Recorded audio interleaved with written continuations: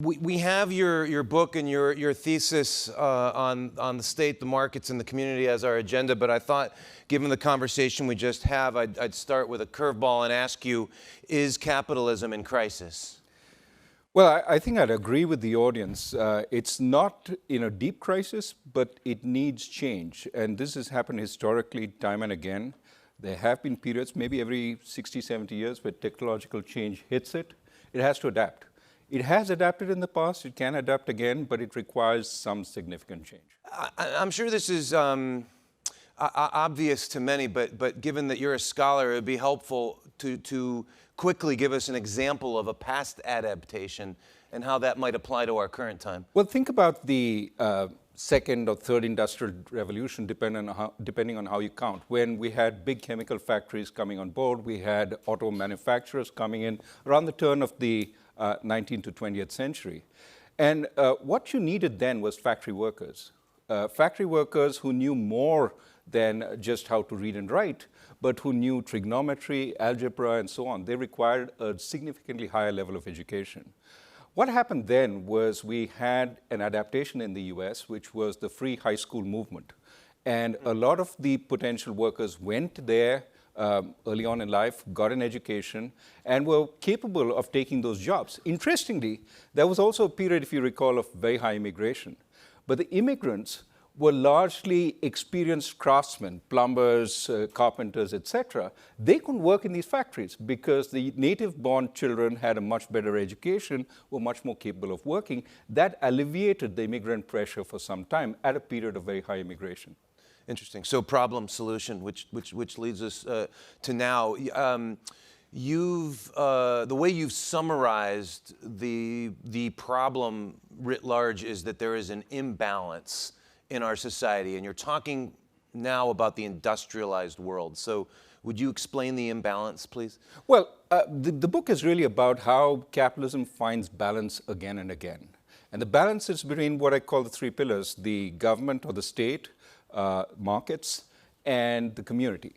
Now, every time technological change happens, it upsets the balance once again, and it's doing that again. And what we require now is significantly higher educational capabilities for workers to get the kinds of jobs that are being created, the good jobs that are being created, as opposed to the low-skilled jobs of which many are being created. Now, in order to make that leap, it seems to me that where it starts is in the community, because that's where you get your early education, that's where you get your early nutrition, that's where you get your values.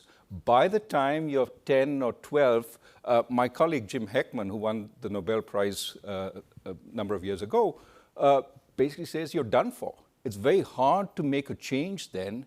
And often we try to make the change at high school or in college, when in fact early education has really doomed these kids. And study after study shows when you move from a poor community to a good community and stay there, regardless of who your parents are, you benefit tremendously. Community matters. And what I would argue is across the industrial world, not just in the United States, we have failing communities. When they fail their people. And the people cannot make that jump into that next level which the technological revolution requires. What I thought, what was such an epiphany for me in your book, if you could take half a step back, I think everybody understands we have problems in our community. But why and how did we get there? Well, we got there. We have had a number of shocks. If you think about what the failing communities are, often it starts with an economic shock. In Chicago, for example, in the 80s, it was when the industrial mills closed down. Gary closed down its steel plants, et cetera, a lot of workers, often African American, were laid off. And then you start getting the problems in the African American communities, where even after civil rights, in fact, ironically, after civil rights, you get the social breakdown. Marriages break down, divorces, teenage pregnancies, all the social ills, substance abuse. You see that same thing happening in a lot of American semi-urban communities today for almost the same reasons. Economic breakdown causing social breakdown. But it's worse because we have a technological revolution which has partly is responsible for the economic breakdown, but also demands much more of the community. Your high school education no longer cuts it. you need a college degree. But in order to get the college degree, you first need a good primary education, which you're not getting because the community is failing you. So it seems to me that the answer to some extent is trivial, education. Everybody agrees on that. But every American president since Gerald Ford has been the education president. Hasn't worked. The right? education president. The education president. Yeah. And partly it is because you can't start at a centralized level. It has to be much more decentralized at the local level. That's not happening. So let's get to the heart of the matter about what people in this room can do. Brad Smith, the president of Microsoft, spoke very interestingly last night about what Microsoft is doing in its community. A meme that has gone around in the business community is that government is broke and therefore we need to do something. You have a perspective on that? Well, I'd say you can't substitute for the things the government has to do. I mean, in a number of emerging markets or developing countries, companies do that. But we are a first world country. The government has to step up to do what it does. However, there is a role for other entities also. But what I think is most important is that the solutions had better be bottom-up, because the problems that each community faces is very different across the country. What Granite City, Illinois faces is quite different from what the problems in Arkansas. I sort of talk about a community in the book, a community called Pilsen in Chicago. Their problem was crime. They had really a war zone in their locality, many murders. In that kind of situation, no amount of money flowing in through opportunity zones. First, it won't flow in, but even if it did flow in, it won't make a difference, because unless you solve the crime problem, business is not going to move in. So they first had to solve crime, and for that, the local community needed to be empowered to know what to do, to get their leadership together and to start tackling the hot points where you saw crime, close down the bars where the criminals congregated, get people out on the streets so that crime was crowded out. They did a lot of things. But what is important is they knew what the answers were. And I think centralized solutions, some large Fortune 500 companies saying we're going to do this all over the place, is helpful, but not as helpful as when it dovetails at the bottom with what that community itself wants. That community may have special needs. It may say, we need this kind of training for our kids so that they can get into a better job situation. Let me gauge how your thesis overlaps with some of the hot button political debates, because one conclusion that one might draw from what you're saying is that government is the solution, but it isn't the federal government. We, in fact, need to drain the swamp, and the action has to happen at the local level. Is that a fair paraphrase? Well, I would say the federal government is important in the things that it does, but render unto the government the things that belong to the government. And what's important is what is local has to, what I would argue is over time, as markets have grown, government has also grown and crowded out local initiative. So, Social Security in the 19th century used to be local. Now it's federal. There is a reason for it, because local was incapable of handling the big calamities we had. Nevertheless, I think as far as possible, I would argue for more local empowerment. That will get you a local engagement. Think about what Brexit is about. Brexit is about taking back control. That's because these people feel they have no control over what's happening. A lot of power has migrated to London, and from London it's migrated to Brussels. They want some power to affect their livelihoods themselves.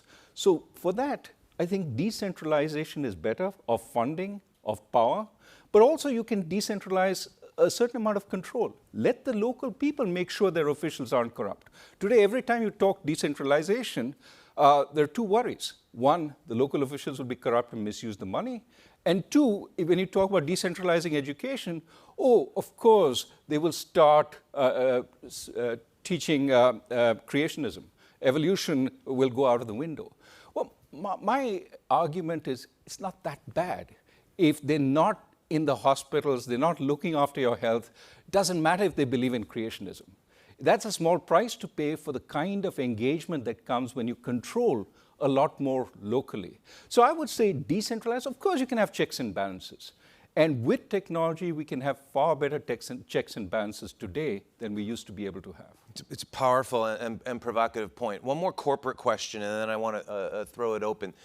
I feel like in times past, big companies were very good at helping their communities, if in a paternalistic way. And I'm assuming you think there's nothing wrong with paternalism. That's sort of what Microsoft is doing in the Puget Sound area, for example. But what about communities where there isn't a well-meaning paternalistic corporation, and they're just left out of the flow, the money flow at least? Well, first, I do think paternalism suggests my view, my way or the highway, and that's what I'm resisting, that understand what the local wants and try and work with them rather than against them. But I would argue that what has happened is that the large corporation is now much bigger, not relative to the size of the economy, but relative to the size of the community than it used to be, and much more widespread. A lot more corporations identified with the community they emerged from, and were also small enough to work in that community. In fact, if you look at the Kefauver Act in 1950, it's all about keeping corporations small so that they can be more beneficial for the community. I think we've moved beyond that. But I think when large corporations think about these things, I think decentralizing that decision process within the corporation itself, what can we do? Well, let the local branch think about what works best in the local area. That seems to me more effective than here is our large corporate plan determined in the C-suite, and we're going to spread this all across our branches. It may not be that effective if the local people don't really think it valuable. Your thinking almost harkens back to the earlier days of the Republic in the United States anyway. Questions, please. Yes, in the back. Please, the mic will come to you. Please stand and identify yourself. Patrick Quinlan with Conversant. So curious, kind of looking back in history, there's been obviously other moments where society has gone through these upheavals. I think one of the things right now, when you look at the urban-rural divide, which is also not a new divide, there seems to be an impact of drugs, an impact of literally drugs and death, which is a huge amount of destabilization in the rural areas. And if you look backwards in those other divides, there doesn't seem to be that added component that we're seeing with opioids right now, which are truly reaching tragic proportions. I'm curious, how do you think about where we are today versus those other times when you add that additional lever of opioids in? It's a great question. I think it's a difference of degree, because remember, there's alcohol then. And the big issues then were alcoholism in these areas. And there were rebellions around the taxation of alcohol and so on. But I agree that the drugs adds a new dimension. Now, again, if you look at the history of the United States, the recent history, the first community to be affected was the African American community by this economic decline, then the drug abuse. I think, if you want to reverse this vicious cycle, you have to start by creating a more virtuous cycle. And that means tackling first the problems that impede business from going in, from creating activity, and then starting more, sort of start with the lowest layer of business and then move up over time. That's in fact what this Pilsen community that I talk about they had a drug problem.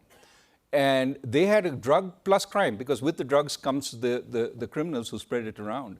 And they slowly have turned it around by attacking the crime, then attacking economic activity, which then starts bringing down the level of drug use. But there is a chicken and egg problem here. You've got to work on all dimensions at the same time. That's the way you get out of these chicken and egg problems. But it's fixable. Alan. Here comes the mic, Alan, right behind you. I've been asked to ask you to stand, so I'm just following orders. Okay. Alan Murray. Can you talk about the inequality of resources? We talk about inequality, but really the difference between the communities, the successful cities and the left-behind towns, do they have the resources to do what you're talking about? They don't, but I would say the most important resource they don't have is committed people. That money is important, but first you have to have a leadership, a plan, people getting behind an idea. And I think even poor communities sometimes find that leadership. I keep coming back to this Chicago example, but that's exactly what happened. They found a body outside the church, and the pastor said, who is going to take responsibility for this community? And a bunch of young lads stood up, and then, for 27 years, they've been working at it, and it's changed the nature of the community. But leadership is important. One of the questions we have to ask is, how do we prevent these communities from losing good people? Because the good people are the most mobile, and as soon as it starts deteriorating, they start leaving. How do we get people to go back to their communities? And that's where I think some federal programs of, we forgive college loans for people who go back to government. Why not people who go back to their original community? Please. Ravi Salagram with Ritchie Brothers. Raghu, good to see you. Regardless of one's brand of politics today, it's clear that the country seems very polarized and divided. Do you think this breakdown of communities and the communities of haves and have-nots has been a major part of this polarization? I would put it as two pieces. One, yes, but inequality certainly has been, of this kind, has been growing. But so long as people believe the system was fair, they had a chance. I think they still lived with inequality. The United States always had that you have a chance because we're going to give you a chance to participate in that market, and you can rise quite quickly there. What is happening now is the sense of despondency. I don't think I have a chance, because in order to get those fine jobs, I need to go through this process, which I start so far behind. I can't get into good schools. I can't get into good universities. I have no chance there. That's the problem in the United States right now. And to my mind, that's why I keep saying again and again, the answer starts with the community. And let's end on dovetailing with that. You have a perspective on what happened with Amazon's second headquarters effort here in New York City. Yeah. How does that fit in with your thinking? So Amazon, as you know, was looking for HQ2, and it was something every mayor, every governor was killing for, right? Please come, 25,000 jobs, each paying $150,000 apiece. Who would refuse that? And yet, Long Island City Queens said, sorry, we're not interested, or at least at first pass, the local politicians weren't jumping over each other to say yes. So I asked a community activist, why do you think they said, no? And the first thing was they never talked to the community in detail before announcing it. They should have said, okay, here are your worries, here's how we deal with them, here's the plan for the community. What would that entail? Existing community members, make sure they're not displaced, because rents are going to go up, housing costs are going to go up, property prices will go up, but only the ones who own will benefit, the others will get hurt. How do you make sure the community stays in place? What about the disruption to the schools? Are we going to have an Amazon school that nobody else can get in? Or is it going to be an Amazon school that everybody else can get in and benefit from because of the benefits to the community from that wonderful capacity that's brought in?